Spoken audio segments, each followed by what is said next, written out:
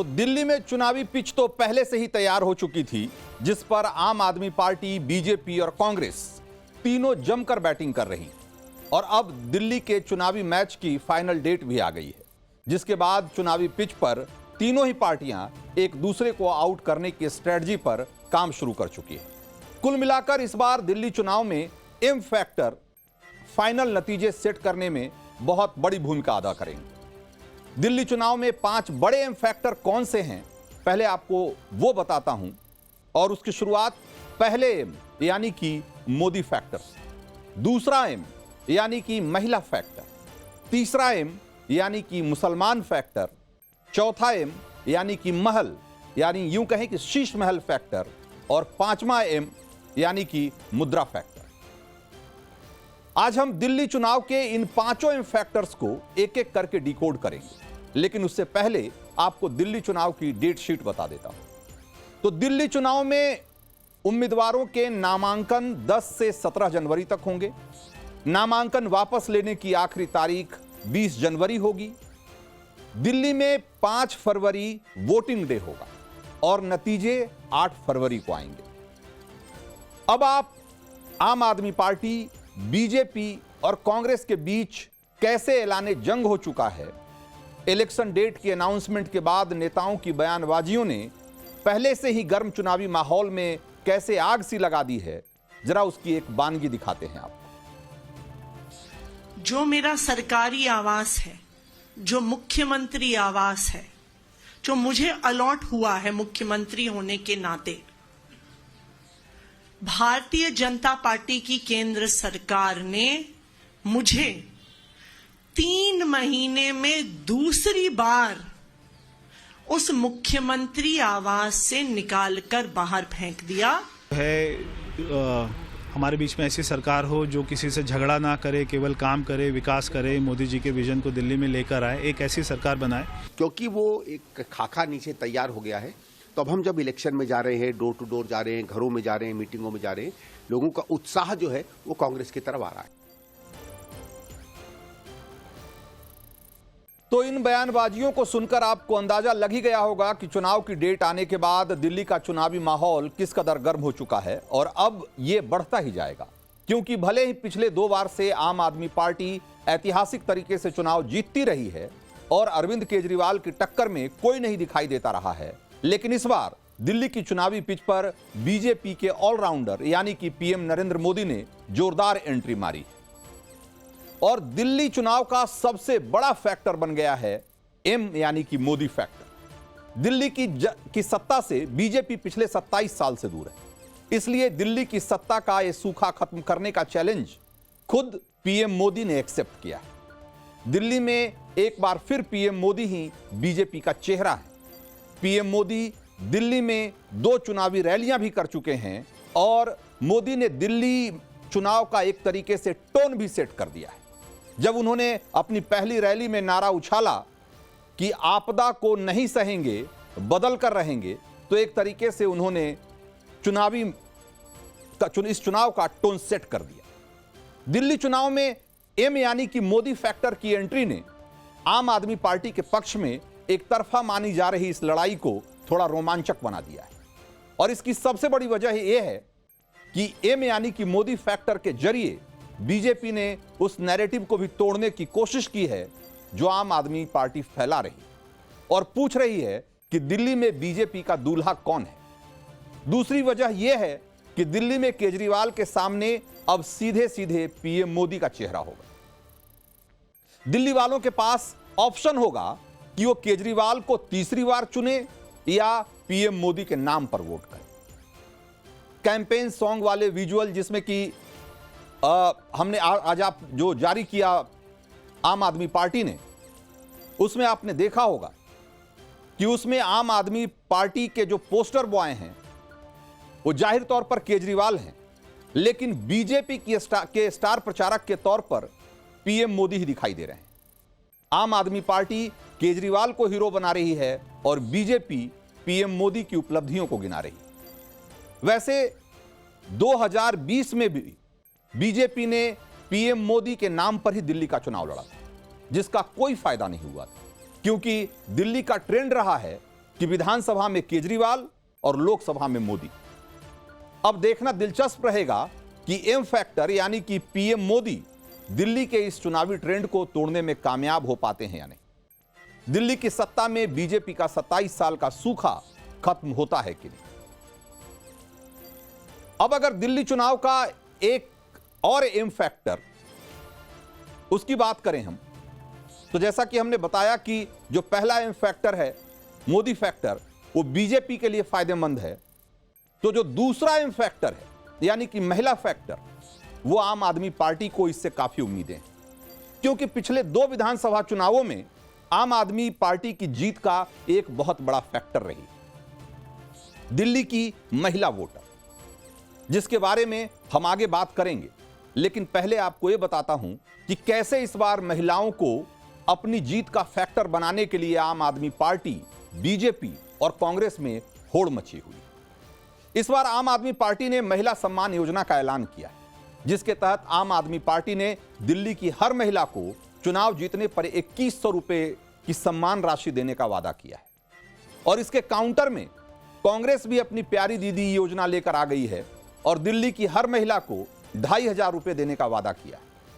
और अब लगभग तय है कि मध्य प्रदेश, महाराष्ट्र और हरियाणा के बाद दिल्ली में भी बीजेपी लाडली बहना योजना का ऐलान कर सकती है, और इसका इशारा पीएम मोदी ने दे भी दिया है। यानी दिल्ली की आधी आबादी को अपनी तरफ करने के लिए हर पार्टी कोई कसर नहीं छोड़ना चाहती। अब दिल्ली की महिलाओं को तय करना है कि वो किस पार्टी की मुफ्त की रेवड़ी को चुनती है, क्योंकि महिला वोटर जिसकी रेवड़ियां चुनेंगी दिल्ली में उसकी सरकार बननी तय मानी जा रही है। और ये कोई अंदाजा नहीं है बल्कि एक फैक्ट है। और क्या फैक्ट है?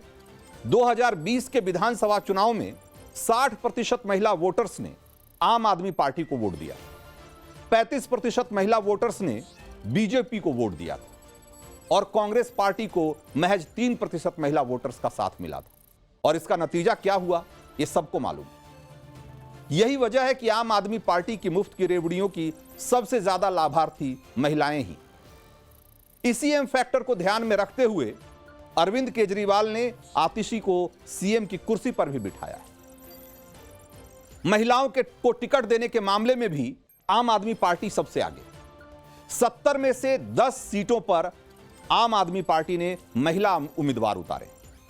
कांग्रेस ने भी अभी तक 48 में से 4 सीटों पर महिला उम्मीदवारों को मौका दिया है, जबकि बीजेपी इस रेस में न सिर्फ पिछड़ती दिखाई दे रही है बल्कि एक तरीके से बैकफुट पर भी। और उसकी सबसे बड़ी वजह है बीजेपी के नेता और सीएम आतिशी के खिलाफ कालका जी से चुनाव लड़ रहे रमेश विधुड़ी का वो बयान, जिसमें उन्होंने सीएम आतिशी पर बेहद पर्सनल अटैक किया। विवादित बयान क्या था, अब इस पर बात करना महत्वपूर्ण नहीं है। महत्वपूर्ण यह है कि विधुड़ी के विवादित बयान ने बीजेपी को मुश्किल में डाल दिया और आम आदमी पार्टी इसका फायदा उठाने में जरा भी पीछे नहीं। विधुड़ी के विवादित बयान पर केजरीवाल से लेकर आम आदमी पार्टी के सभी बड़े नेता हमलावर। सीएम आतिशी तो भरी प्रेस कॉन्फ्रेंस में भावुक हो गईं, आंखों में आंसू और भरे गले से बोलते हुए सीएम आतिशी ने बीजेपी को महिला विरोधी पार्टी करार दे दिया, जिसके बाद बीजेपी को भी अपने नेता विधुड़ी को महिला विरोधी बयान देने से बचने की नसीहत देनी पड़ गई।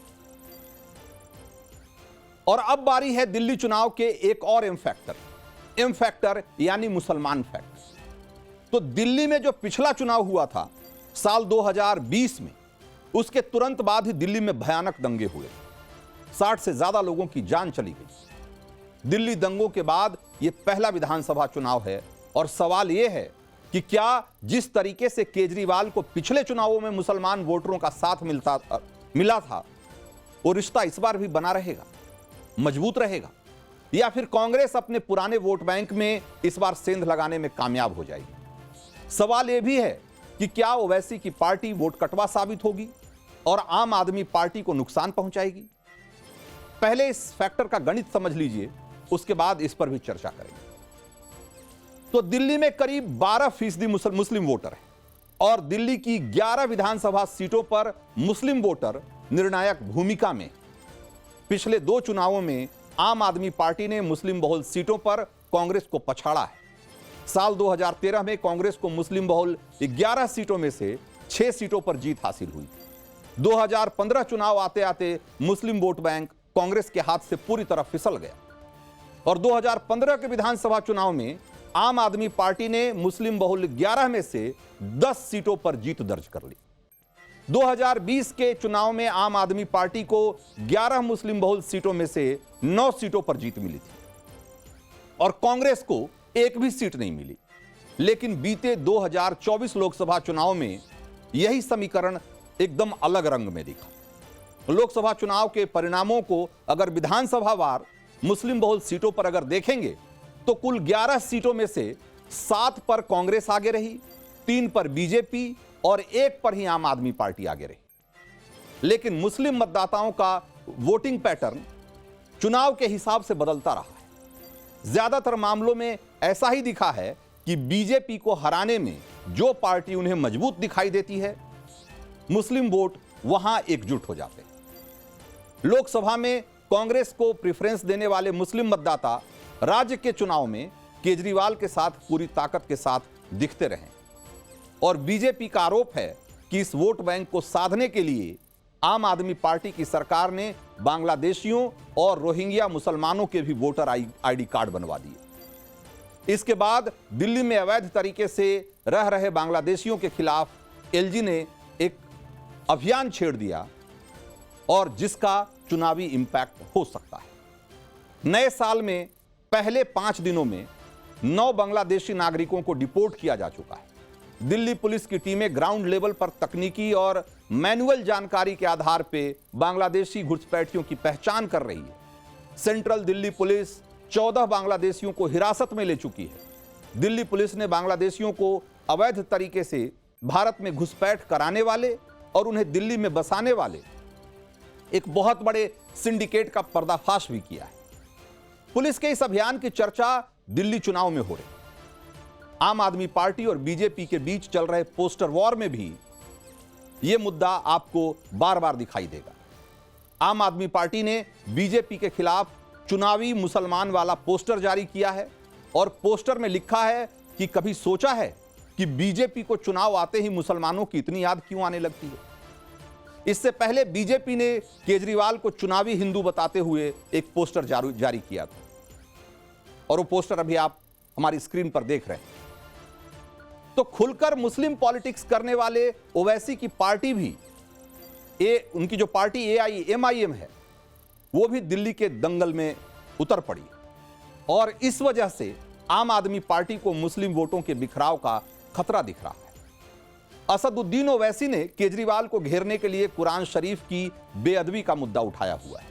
दरअसल मेहरौली से आम आदमी पार्टी के विधायक नरेश यादव को पंजाब की अदालत ने कुरान शरीफ की बेअदबी के मामले में दोषी ठहराया था। अदालत ने उन्हें 2 साल की सजा सुनाई थी। हालांकि इस फैसले के आने के बाद नरेश यादव ने मेहरौली से फिर चुनाव लड़ने से इनकार कर दिया। लेकिन AIMIM मुस्लिम वोटरों को साधने के लिए यह मुद्दा उछाल रही है। इसके अलावा AIMIM दिल्ली में 2020 में हुए दंगों का मुद्दा भी उठा रही है। AIMIM ने मुस्तफाबाद सीट से दिल्ली दंगे के आरोपी ताहिर हुसैन को प्रत्याशी बनाया है और इन वजहों से चुनाव में ध्रुवीकरण का होना एक तरीके से तय माना जा रहा है। तो दिल्ली चुनाव में मुसलमान वोटों का ट्रेंड कैसा रहने वाला है, इसे समझने के लिए ये तस्वीरें देखनी भी जरूरी होगी।